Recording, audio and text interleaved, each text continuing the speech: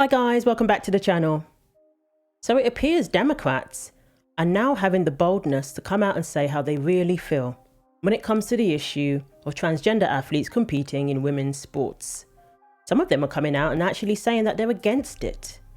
Of course, it's easier to come out and say it now because it's obvious that the majority of people in this country aren't for it.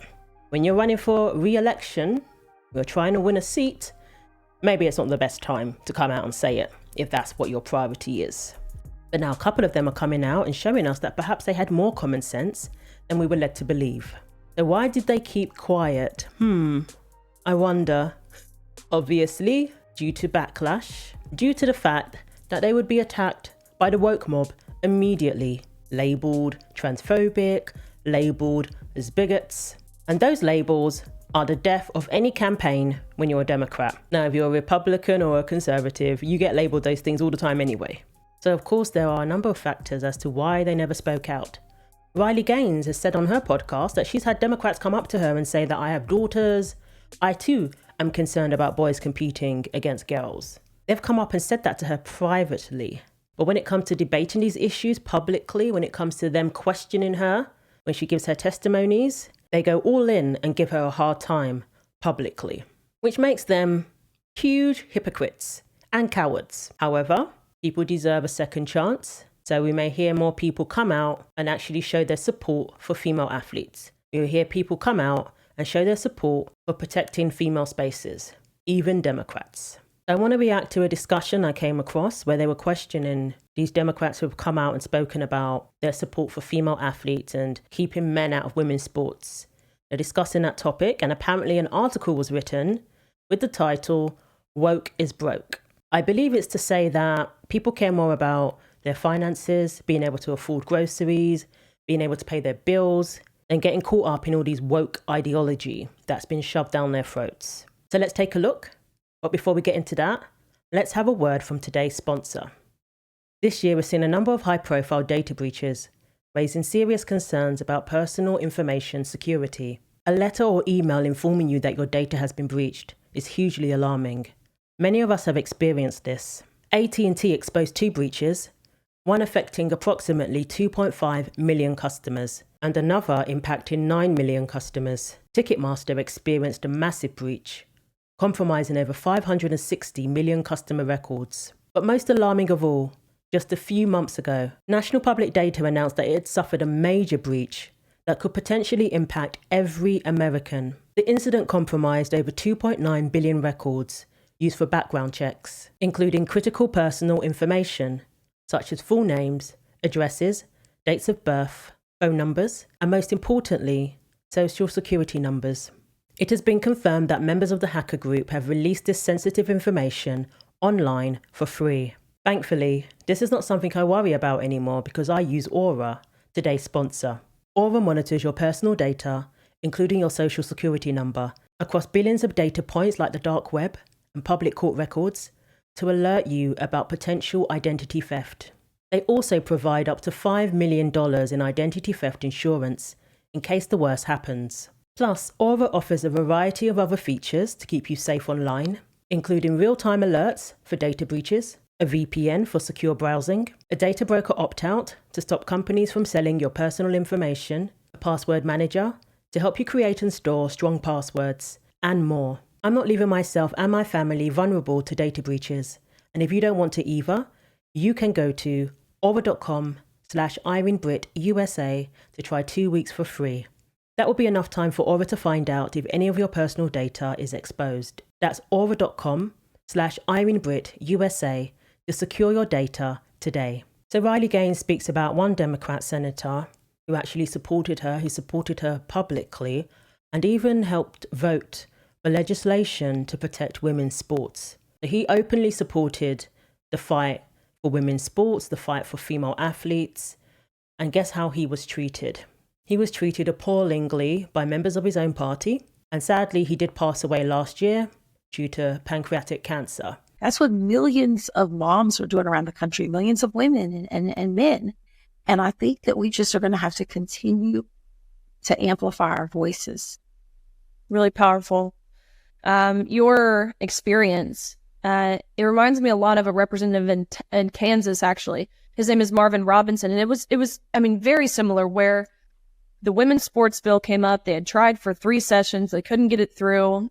The way their legislative body is broken up, I mean, they needed every single Republican to vote in favor to override the governor's veto. 2 Republicans, 1 Republican actually, I think it was 2 Republicans decided that they weren't going to vote for women's sports. And 1 lone Democrat by the name of Marvin Robinson, he stood firm. He said, "This is crazy." He was a black man. He was, I mean, the most gracious, kind person you could possibly imagine. But for taking that stand, and then thereafter on other bills like you're describing with yourself, the Democratic Party, I mean, they ousted him. They called for him to step down. They had, advocacy groups getting involved and threatening him. They removed him from his office. I mean, they literally took out his stationery things. They took away his office. He didn't have an office in the Capitol anymore. I mean, really crazy stuff. And I think back to when I was present at the ceremonial signing in Texas for the Save Women's Sports Act. And I remember the vitriol that I was met with by community members and different things. I mean, we were... And these are supposed to be the people who are tolerant, right? Isn't that hilarious? They say they're tolerant and they say they're accepting and welcoming and they embrace diversity. Well, guess what? They did not embrace my diverse thought. So 2 House Democrats said they opposed transgender athletes competing in women's sports in the immediate aftermath of President-elect Trump's decisive victory over Vice President Harris, shifting right of their previous policy positions and deepening fractures within a bruised Democratic Party. So the article talks about some of Trump's campaigns.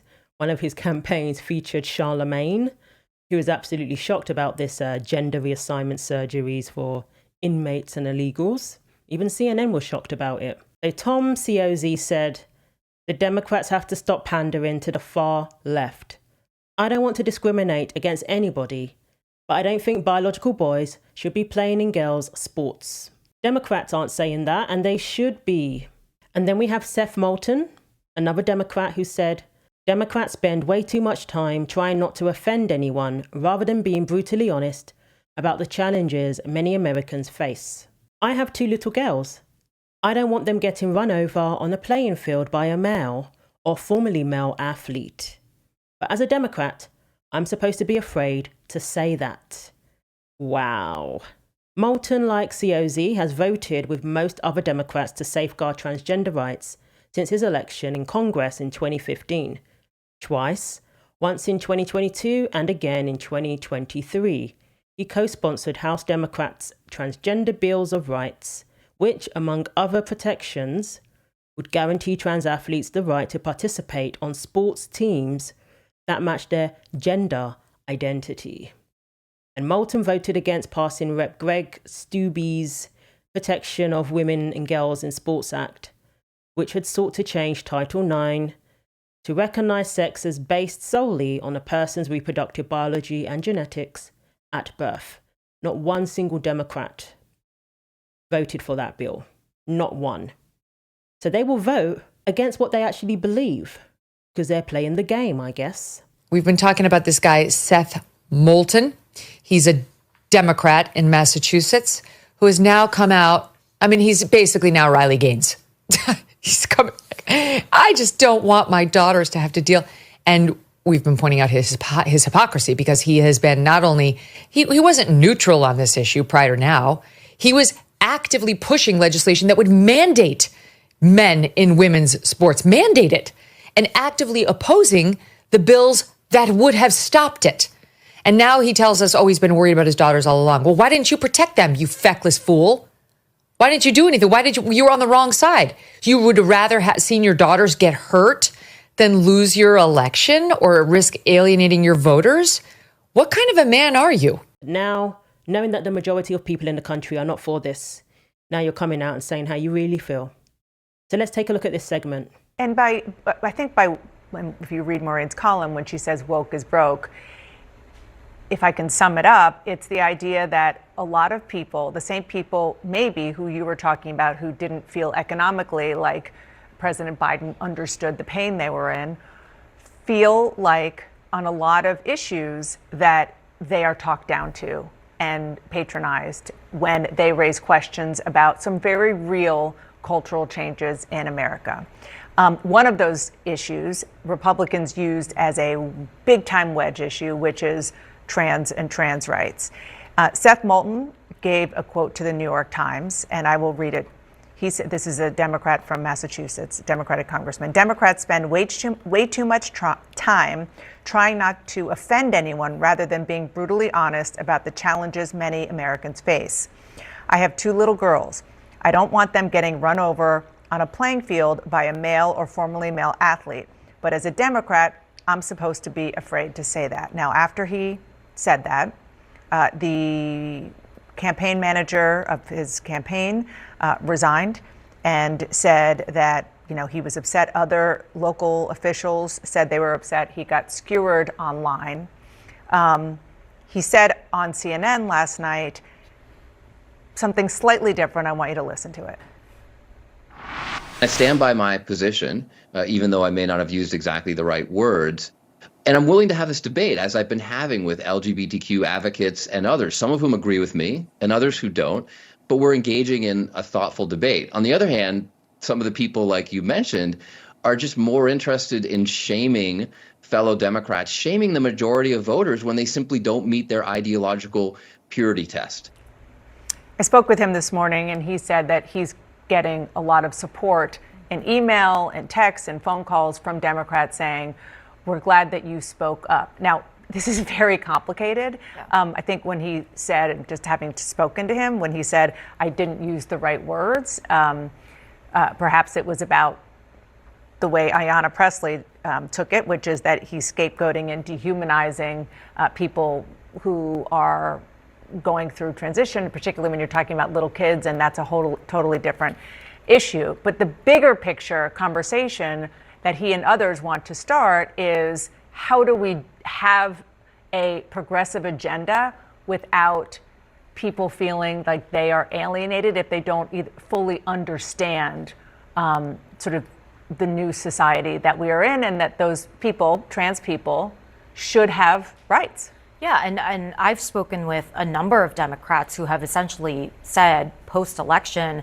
we have got to find a way to talk about this issue with sensitivity, but in a way that doesn't result in us constantly raking members of our own party over the coals if we feel that they are not exactly talking about these issues in the right way. People just wondering, when did we become totally orthodox on these issues, that there's no room for forgiveness, that it ends up taking over everything? I mean, just the previous conversation about the economy, that at the end of the day, in the big picture, they feel like there are not as many people who are going to vote on these issues, by the way, than the issue about the economy, for example. There's a lot of frustration about this. Wow.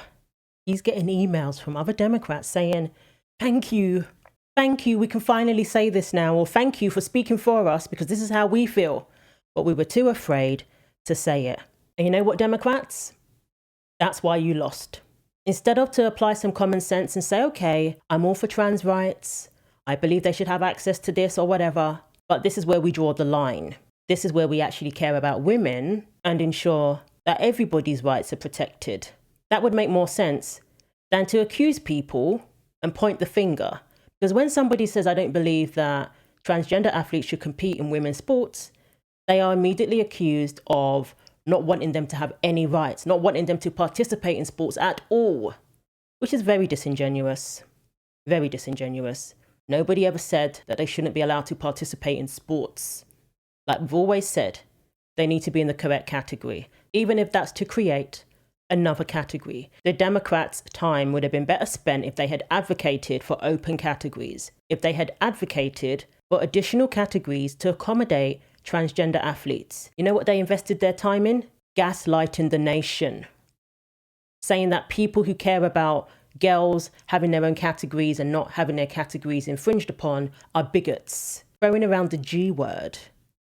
When we're talking about protections for children who can't consent to these procedures, they put all this time into hyperbole to attack people, to accuse people, saying that we want girls and women to be protected, to have their own spaces, free of males.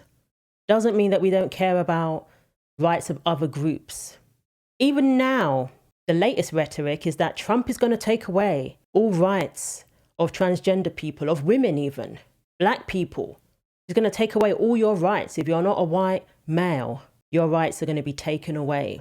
And obviously, that isn't working because the ratings of the mainstream liberal media has plummeted exponentially. MSNBC has lost, half of its viewers?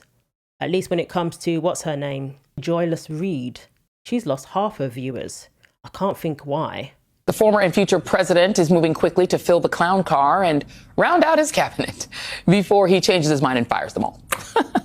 Moments ago, Trump announced that he has selected Fox Weekend morning show host, you can't make this up, Pete Hegseth, to serve as Secretary of Defense, because why not? And all the while, we had Democrats knowing that this was wrong, knowing that this was ridiculous, knowing that it was going to hurt women, that it was going to hurt girls.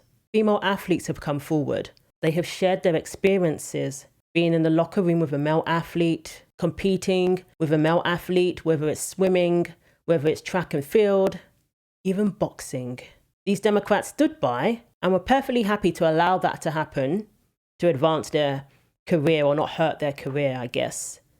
Voting against bills that protect women, when we had people like Peyton McNabb give her testimony, talk about her injuries, some of which are long-term injuries that she's still trying to recover from, partial paralysis. These are the same people who think one way behind closed doors, but publicly they'll be calling you a bigot. They'll be saying you want to take away everybody's rights. And I guess this is the game of politics. But meanwhile, people are struggling to make ends meet. People are struggling with their mental health. And the mainstream liberal media are the ones guilty of contributing to that. The politicians who have been gaslighting people and lying to people, fueling people's Trump derangement syndrome. So it's good to hear that more Democrats are speaking up and saying that this is wrong, we don't agree with this. Wish they had spoken up earlier. If they had, maybe they wouldn't have lost so miserably. Because of course it's easier to speak up after the fact. It's easy to speak up now that you've lost and now that you know that your strategy didn't work. But you could have had the courage to speak out earlier, like Marvin Robinson did. You could have had the courage to speak out earlier, like Sean Thierry did. Putting everything on the line to stand up for what is right. And maybe if more Democrats had done that and followed their example, the party would be a lot better off now. Riley Gaines said, "I'm publicly requesting a meeting with Seth Moulton and every House Democrat who feels that men shouldn't be playing in women's sports. I'd love to offer support, resources, and guidance as to how this can become a bipartisan issue." So let me know what you think. Thanks for watching. Like, comment, and subscribe. Take care of yourselves, and God willing, I will see you in the next video.